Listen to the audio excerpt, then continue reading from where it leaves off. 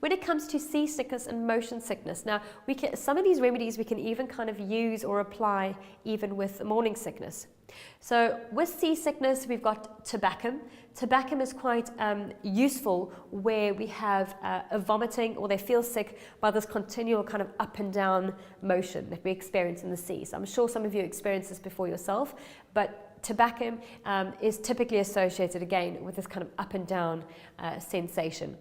With cocculus, you generally find cocculus, kind of a keynote is riding in a carriage. Now, of course, traditionally, yes, back in Hanuman time, in the 1800s, yes, people rode in carriages. But nowadays, we don't ride in carriages, we ride in buses and cars. And you find these individuals develop motion sickness or travel sickness when they're sitting at the back of the vehicle. So the back of a bus or the back of the car, it's that kind of motion at the back of the vehicle that tends to incite the cocculus type motion sickness.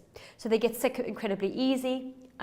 They can't read as a co-driver, so the individual, very difficult to focus with something in front of them, so they can't look at an iPad or read a book or focus anything that's very near to them. They have to kind of look out at the distance, and this helps them kind of deal with the motion sickness. With nux vomica, we generally find nux vomica, there's a massive sensitivity. You may recall me when I spoke about nux vomica in day one. Nux vomica is incredibly irritable. Remember, they're the fast-paced individuals. Everything is a rush.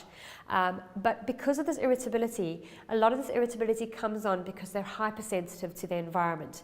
So you find that with nux vomica, they tend to feel nauseous via any kind of stimulus. So it could be nausea from excessive sound stimulus, excessive light stimulus, sometimes very strong smells can bring on the nausea.